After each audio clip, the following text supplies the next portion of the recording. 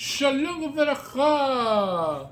Vamos a continuar con el ciclo de lectura de la Torá en nuestro año 5783 en un Shabbat muy especial, Shabbat Mishpatim, pero es Shabbat Shakalim y Shabbat Mevarchim.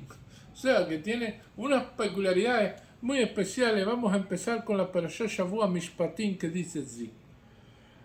באלה המשפטים אשר תוצאים לפניכם כי תנא חבר עברי ששנים יבוא והשביעי יצא לכשכינה אם בגפו יבוא בגפו יסגני בעל אישה ויצא אשתו עמו אם אדון ייתן לו אישה וידע לו בנים ובנות אישה וידך תהיה לאדונך וכו יצא בגפו ויאמר חבר חפפתי אל אדוני את אשתי בלבני לא אצא חשי בחישו נגד להלוכים בגישו אל הדלת או אל המצזו ורצה באדוני את אזנו ומרציה בבדו לעולם.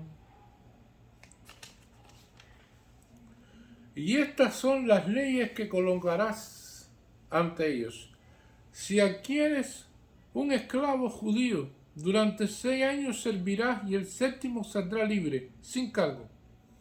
Si solo viniese, solo se irá. Si es marido de una mujer, se irá su mujer con él. Mas si su amo le diera una mujer que le da luz o hijas a la mujer y sus hijos le pertenecerán a su amo y él se irá solo. Pero si dijera el siervo, amo a mi señor y a mi mujer y a mis hijos, no saldré libre, entonces lo llevará su amo a la corte y lo llevará a la puerta o a la jamba de la puerta y le perforará su amo la oreja con un punzón y lo servirá por siempre. Esta es una parashá compleja, se pudiera decir. Y empieza desde la primera palabra, BL, B, la B, esta la Baf, que viene diciendo, y estas son las leyes que colocarás ante ellos. Y evidentemente es como y habíamos visto en la Parashá Yitro los 10 mandamientos. Entonces los sabios se preguntan, bueno, ¿y por qué comienza la Parashá diciendo y? Como diciendo algo más, algo adicional. Y hay un maloque con respecto a estas leyes, y lo primero que nos trae a resumir la cuestión es Rabbi Ishmael, que nos explica de que este y significa que son los 10 mandamientos más todas las leyes que vienen a continuación. No solamente son los 10 mandamientos. O sea, los 10 mandamientos son 603 leyes más los 10 mandamientos. Y entonces que todos tienen el mismo peso y todos tienen que cumplirse con la misma nivel de cuidado que los 10 mandamientos. Por lo tanto, y le da continuación a los 10 mandamientos. Y eso es una explicación. Rabbi Akiva dice que con respecto al Be'elef, significa de que estas leyes, estas cuestiones hay que realizarlas de una manera que sean diáfanas, que se puedan entender, que el maestro tiene que presentarle estas leyes al alumno, del rabino que las exponga de una manera clara, de una manera que sea la mesa servida, como se dice el Shulchan Aruch, el rabino Yosef Karo. Bueno, así es como se debe presentar como tal estas leyes delante del pueblo de Israel, y que por eso es que dice, y estas son las leyes que colocarás ante ellos. Vela mishpatim asher tasi lifneihem. O sea que la vas a presentar de una manera correcta, de una manera que sea entendible para todos los niveles, para todos, se puede decir, la capacidad intelectual que pudieran tener los que reciben como tal estos tipos de clases y estas cuestiones. Y entonces esto es muy interesante porque ¿Qué sucedió? Aprendimos a través de la historia, tenemos un maíz de Rafa Badía Yosef, Filonor Ibrahá, que él cuando era joven, sus clases de Torah eran muy entendibles, eran muy sencillas, se comprendían completamente, podía utilizar un lenguaje con sencillez para explicar cosas muy complejas. Y eso es una capacidad muy grande que tiene la persona de transmitir, porque le permite llegar a personas que comúnmente con temas que no podían ser transmisibles si no tuviera esa capacidad. Y entonces él se dedicaba a hacer todo esto shiurim y lo hacía de una manera magistral, se pudiera decir. Y vino su maestro, el Rav Zaska Silverón Ibrahá, y le dice, bueno, no, ¿sabes qué? Te voy a dar un consejo.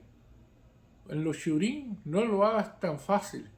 Por lo menos habla 1 minuto, 2 minutos que nadie entienda lo que tú dices. Explica algún tratado de la Gemara, algo con una cuestión complicada, habla de manera lacónica, no digas bien todas las cuestiones para que sencillamente la gente se quede pensando y no piense que la Torah es tan sencilla. No piensen que la Torah es tan fácil de comprender, que no piensen de que realmente las personas pueden comprender toda la Torah en esa cuestión. Y entonces el Rabbi Obadía Yosef, que evidentemente lo saca este pasú, que dice, y estas son las leyes que colocarás entre ellos, dijo, no, esto fue en lo único que no seguí el consejo de mi maestro. Lo siguió haciendo de la manera más sencilla posible. Después, a medida que fue envejeciendo, se complicó más las palabras que utilizaba, porque la persona envejece y entonces es más complicado transmitir, pero siempre trató de usar la manera más sencilla para transmitir y llegar a más personas. ¿Y cuál es la cuestión? Que la cuestión es que la Torah es muy amplia. La Gemara tiene 63 masejes y es muy complicado cada uno de ellos. Mientras más estudias, más te das cuenta que te falta mucho más por estudiar. Y esto es una cuestión compleja, porque es como un niño cuando comienza con el Aleph Bet, se aprende las letras del Aleph Bet, y entonces dice, bueno, ya me lo sé todo, ya me sé el Aleph Bet. Pero no, ya después viene el Kamaz y le empieza a dar las vocales, le empiezan a dar los puntos, y entonces dice, bueno, ahora ya puedo conformar con las letras y estos puntos, ya puedo conformar algunos combinaciones de vocales. Y después empieza a ver que eso forma palabras. Y que las palabras forman pasú, o sea, forman oraciones. Pero después, cuando cree que ya lo sabe todo, ve que esas oraciones tienen un significado. Y a medida que van pasando el tiempo, vamos viendo que esos significados se van complejizando. Que no es lo mismo leer lo que está textualmente que llevarlo a un nivel de cábala y a un nivel superior, y va aumentando así el nivel de lo que uno va leyendo. Entonces, hay veces que ni tan siquiera podemos tocar esos niveles.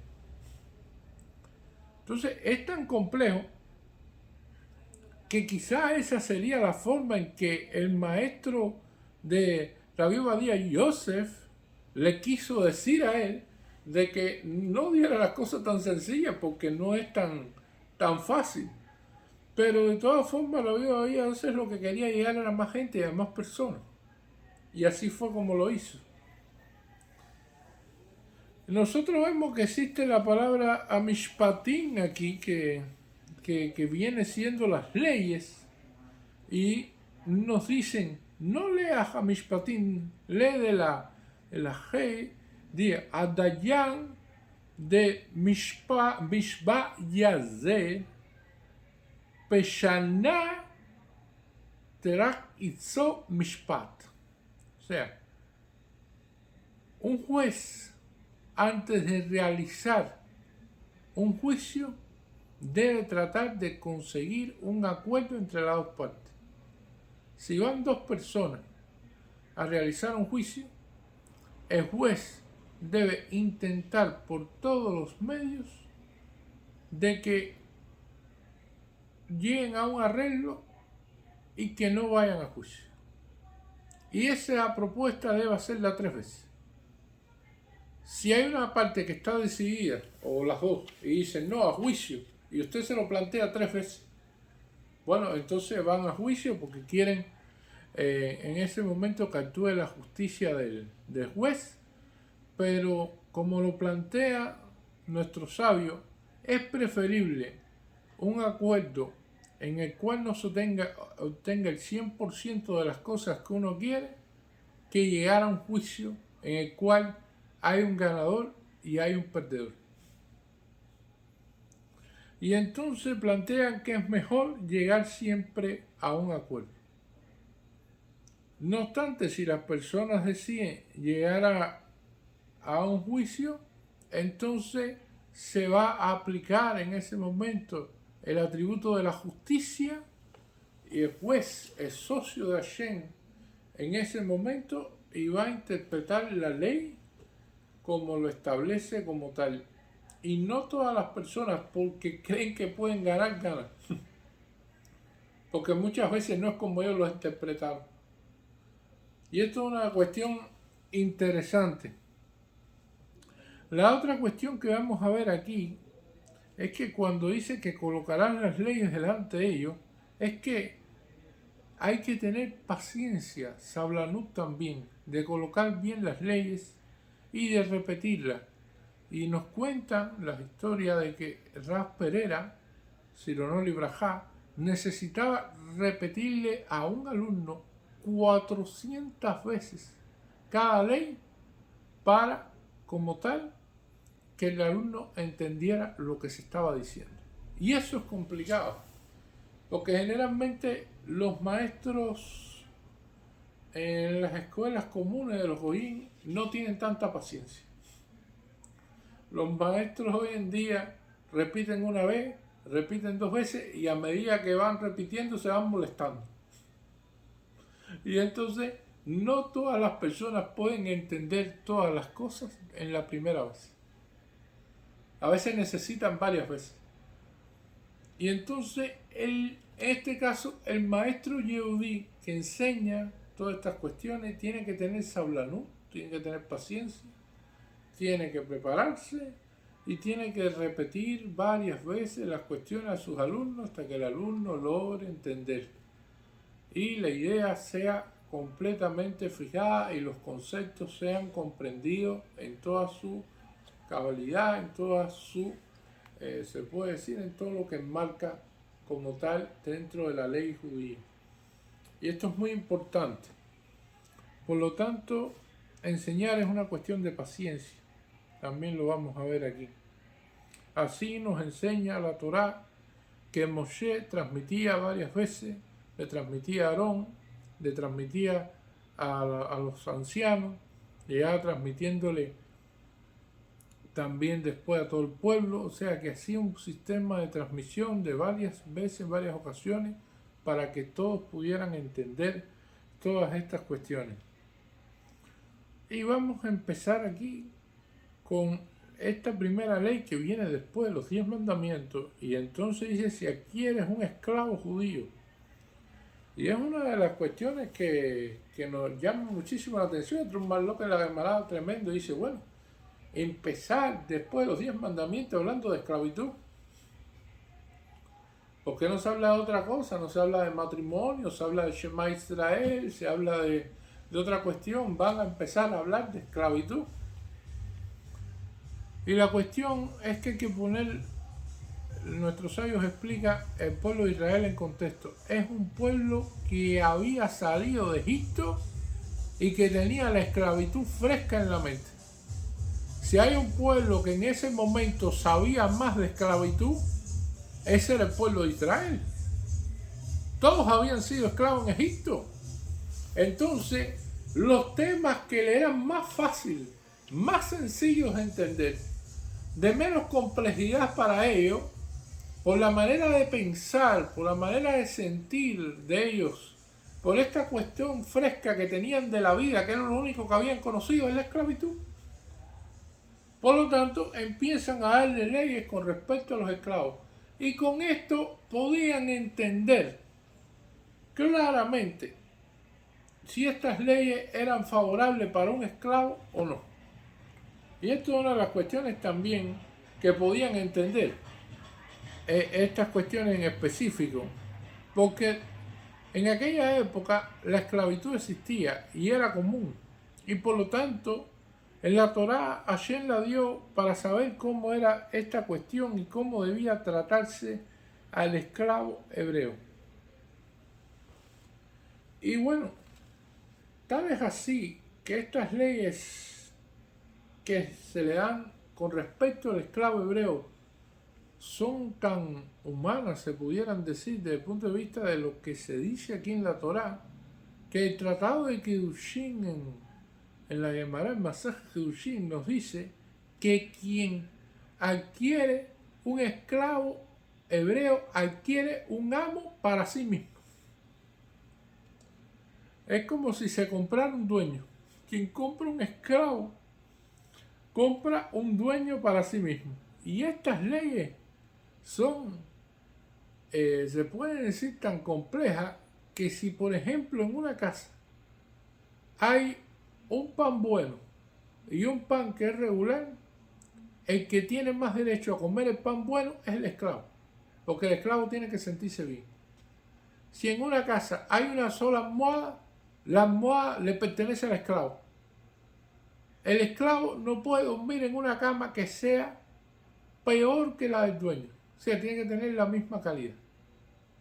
O sea, toda una serie de cuestiones en las cuales el esclavo es tratado con unas condiciones exquisitas, se pudieran decir. De ahí que puede surgir a alguien que a lo mejor no le sea posible mantenerse o que le haya gustado esto y diga, no, yo quiero seguir siendo esclavo. Pudiera ser. Y está pensado así la halajá con respecto a esto. Pero la cuestión fundamental es que vamos a ver aquí que una persona llegaba a ser esclavo por dos razones principales. La primera razón es porque la persona no podía mantenerse a sí misma, que es una cuestión de que la persona no pudo encontrar trabajo, no pudo ganarse la vida, no pudo tener un sustento, una parnasaja, shalom, barminan, y que entonces no le quedó de otra. Tuvo que ofrecerse como esclavo. En el sistema de la esclavitud te dan comida, te dan ropa, te dan lo que necesites para trabajar y le perteneces todo el tiempo al amo para realizar todo este tipo de trabajos que él encomiende para realizar. O sea, es una cuestión que puede ser. La otra cuestión, la segunda forma de llegar a ser esclavo, que es como se conoce en Mahluch Bedin, es cuando la persona es un ganaf, o sea, Shalom Barminan, se convirtió en un ladrón, robó algo y no puede devolver eso que robó. No hay forma.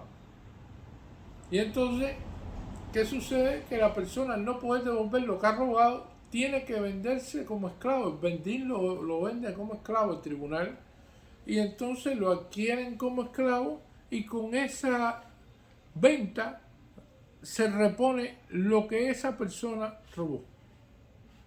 Ese es el segundo motivo en el cual una persona va a establecerse como esclavo. Lo que está claro es que esta persona va a llegar a una casa de una buena familia, no se pone en cualquier casa.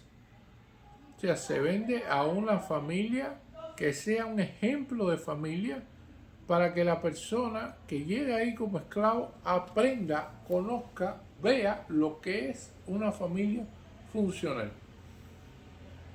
Donde estará durante 6 años, servirá y el séptimo saldrá libre, sin cargo.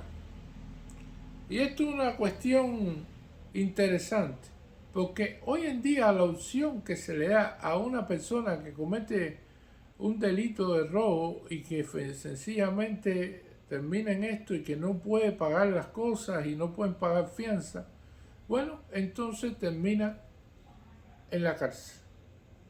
Pero la cárcel, lejos de educar, muchas veces lo que enseña a la persona es a ser más ladrón de lo que es.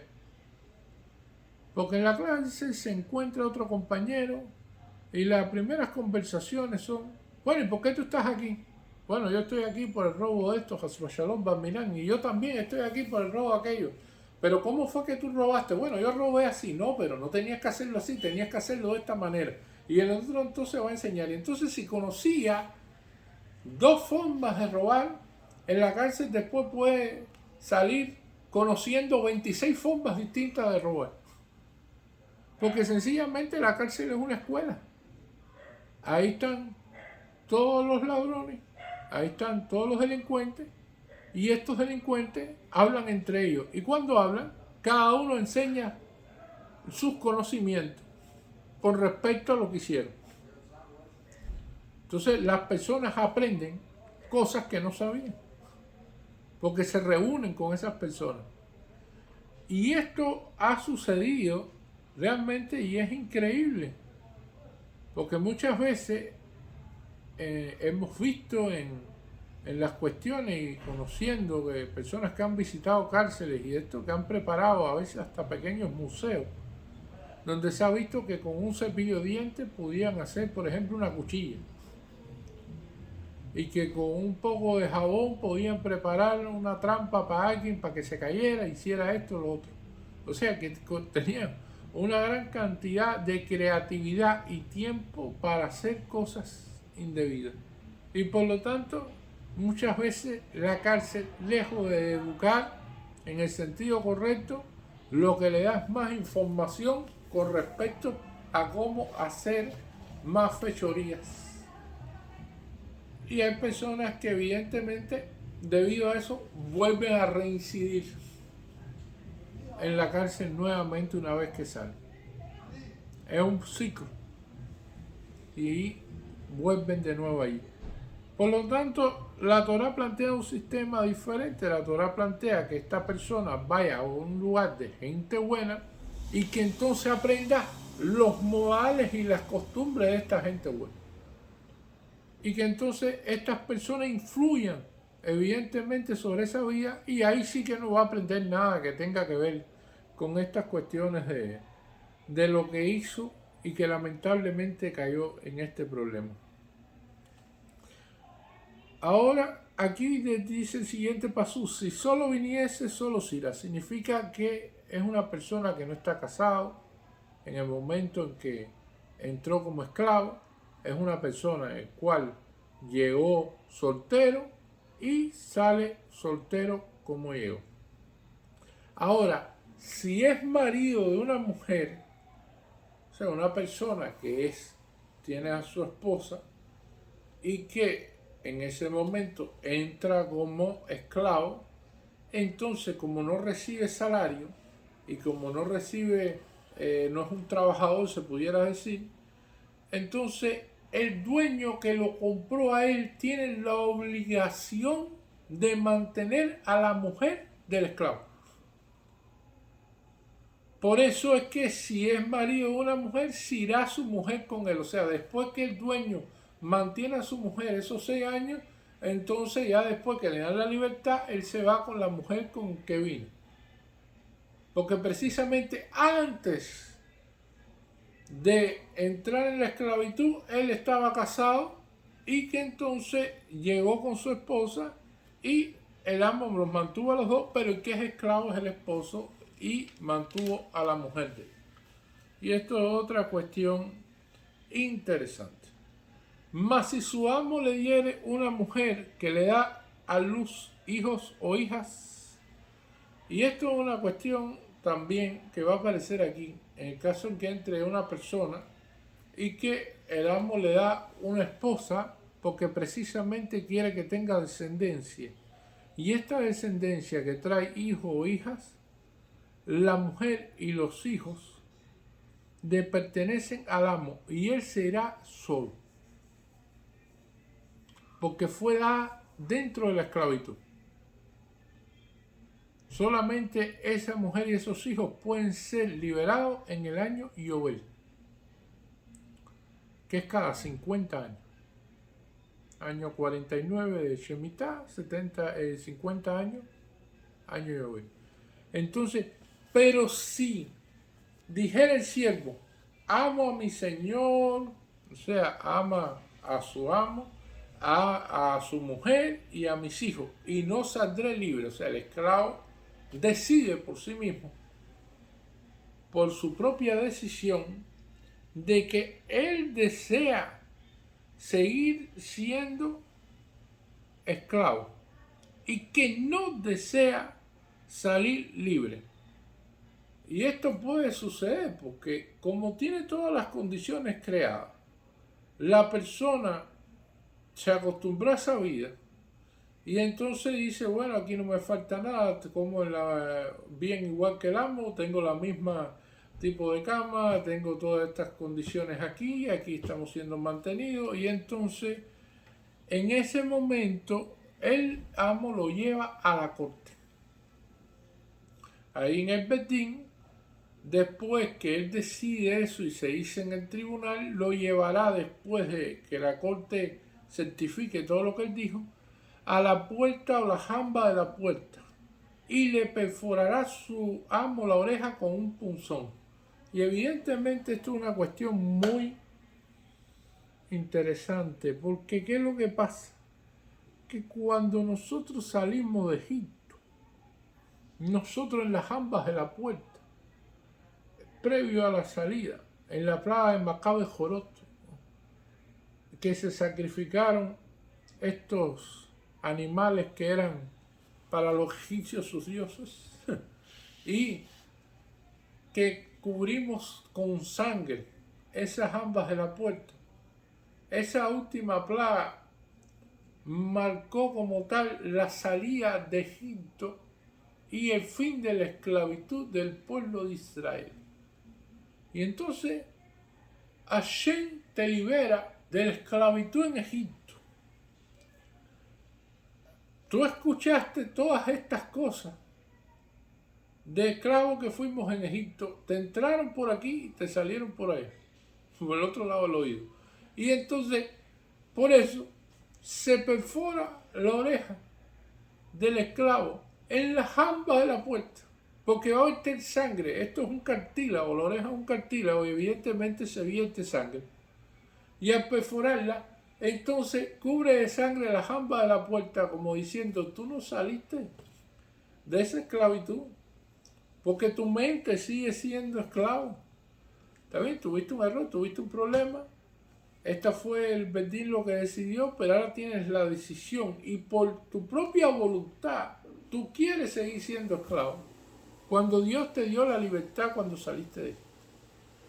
Entonces, es por eso que se hace esta operación y lo servirá por siempre. Hasta el año Yobel, el año 50, también puede obtener la libertad. Y una de las cuestiones, el problema del esclavo es que el esclavo no le pertenece el tiempo a él. El tiempo le pertenece al amo. Por lo tanto, cuando una persona es esclavo, de acuerdo a lo que está escrito y legislado en la Torá, son 245 preceptos de los cuales está exento de cumplir. Y por ejemplo, un esclavo no necesita ponerse tefilín. ¿Por qué? Porque ese tiempo le pertenece al amo. Y todas estas cuestiones, porque sencillamente la persona está tan ocupada en función de su amo que entonces no se pone tefilín. Pero eso es una reflexión muy interesante para estos días. Porque en estos días, en este mundo tan agitado, tan complejo en que vivimos, vemos gente que está siendo esclavo de las propias necesidades, de los propios problemas que se le presentan. Y que entonces no tienen tiempo de ponerse tefilín. Y están atrás de cualquier otra cosa, menos de cumplir con las mifó y no las cumplen como si fueran un esclavo, porque sencillamente se desgastan y casi siempre es para seguir cuestiones materiales, cuestiones de dinero, y el materialismo, se pudiera decir, lo convierte en esclavo. Entonces estas cuestiones de tener más, de poseer más y no disfrutar de lo que se tiene. Y por eso terminan siendo esclavos. La persona necesita, ante todo, como lo explica la Torá, liberarse no solamente de la cuestión desde el punto de vista del materialismo, sino también de tener la libertad en la mente, para emplear fuerza, corazón y vida en cumplir las mitzvot de Hashem. Este es el verdadero camino, y que lo demás sea secundario a esto. Y esto es una de las cuestiones interesantes de la vida, porque sencillamente personas con tal de hacer más dinero, de tener más cosas y de buscar lo último, entonces sencillamente viven vida de esclavos y no tienen tiempo, supuestamente ellos dicen, porque su mente está en esos problemas, de ponerse tefilín o de hacer una mitzvah determinada, y están nada más pendientes a esa cuestión. Y esto es una de las cuestiones interesantes que nos va a enseñar la Parashá también Mishpatim. Ahora, con respecto a qué es Shabbat Shekelim, es otra cuestión. De las 4 Parshot, existen 4 Shabbat especiales en el año. Tenemos el Shabbat Shekelim, tenemos Shabbat Zahor, tenemos Shabbat de la Pará Adumá y tenemos Shabbat Jodesh. Este Shabbat Shekelim siempre es previo al Rosh Jodesh del mes de Adar. Y se habla específicamente en la sinagoga porque ese día Shabbat se sacan 2 Sefer Torah, primero para Shavua y el segundo Sefer Torah en este caso tiene que ver con la Parashá Kitizá, la cuestión del medio shekel que se daba. Y una de las preguntas que hacen nuestros sabios específicamente es, bueno, sí, viene Purim. Sabemos de que Purim está ahí, mes de Adar, todos sabemos Purim. Vamos a hablar del medio shekel antes de la Parashá Zahor. Primero viene Shabbat Shekelim y después antes del Rosh Hodesh, o durante el Rosh Hodesh si cae en Shabbat, y después viene el Shabbat Zahor. Y entonces, ¿cómo funciona esto? Y dice, nosotros anticipamos el remedio antes de la enfermedad. Así dicen nuestros sabios. Porque bueno, Amán Rasha estuvo dispuesto a pagar las 10.000 piezas aquellas en plata al malvado rey Hashverosh para hacer el edicto para destruir el pueblo de Israel en todas esas 127 naciones que formaban su reinado, eran provincias que formaban su reinado. Entonces, teniendo en cuenta eso, nuestros medios shekel durante todo el tiempo que estuvimos en esa etapa previa, en el primer templo de Jerusalén y en las cuestiones del Mishkan en el desierto, esos donativos hicieron y se anticiparon como sedacá a Hashem antes que la donación del malvado Amán Rasha y Mashemó. Y por lo tanto, nuestros medios shekelim fueron la salvación, se puede decir, el antídoto a esta gran suma de dinero que dio Amán para destruir al pueblo de Israel. Por eso la cuestión que en la Parashá Shekelim se lee primero y se establece la condición de establecer como una herramienta este medio shekel para proteger y espiar el alma de cada yehudí. Como decía Rey Lasky, era claro y sabido para aquel que habló e hizo que el mundo existiera, que Amán Rasha usaría shekelín ciclo, la moneda de la época, en contra del pueblo de Israel. Como se sabe, ofreció 10.000 shekelín de plata a Hashverosh por el derecho de matar a los Yehudí, y Dios, por lo tanto, antepuso su shekelín a los de Amán. Y esto es lo que enseña la Mishnah. El primero de Adar anunciamos el requerimiento de traer los shekelín. Está en Megilá 13b. ¿Y por qué medio shekel? Se pudiera decir no un shekel. De hecho, en Israel ya es costumbre que la moneda de medio shekel tenga un área mucho mayor que una moneda de un shekel. Y supuestamente una moneda de un shekel debería tener más área. Y es el valor simbólico que tiene medio shekelín por la Torá. Porque la misma del medio shekel, el mahzit bashekel, sirve de expiación por el pecado del becerro de oro, puesto que el pueblo de Israel fue culpable de este pecado durante solo medio día, desde la 7ª hora del día 40 desde que Moshe ascendiera a Hashem hasta esa noche. Durante 6 horas han venerado un ídolo mientras obtenían sustento por mí. Por lo tanto, ahora deben devolver aquel provecho que obtuvieron y dedicarlo a mi servicio. Y los sabios explicaron, puesto que pecaron medio día, deberán dar medio shekel. Eso está en el Talmud Yerushalmi, en PA 2.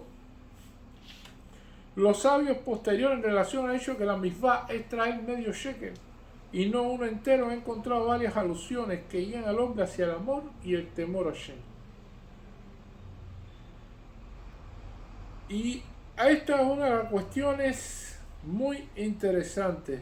Como bien se dice, ni el rico dará más, ni el pobre dará menos. Es precisamente lo que hay. En la Parashá Kitizá, que cuando dice, cuando cuentes las cabezas de los hijos de Israel, como que alcen las cabezas de los hijos de Israel, que es una Parashá, por supuesto, que es anticipada, porque en orden cronológico no está, es la solución antes que venga el problema del pecado del becerro de oro, y habla del medio shekel. Nos exhorta a elevar nuestras acciones a fin de adherirla a la raíz de nuestra alma, para que una vez que se tornen un entero. Y esto es una de las cuestiones muy interesantes con respecto a esta cuestión de entregar el medio shekel. Y así vamos a ir viendo las parshot especiales también, estos Shabbatot que se vienen avecinando, en las cuales se establecen leyes para cada una de ellas. Ahora en este parshá muy especial, y es Bajín evidentemente porque es previo a Rosh Chodesh Adar, por lo tanto hay que ya prepararse para el nuevo mes. También va a ser Parashá Shekelim del medio shekel y Parashá Mishpatim. Muchas gracias.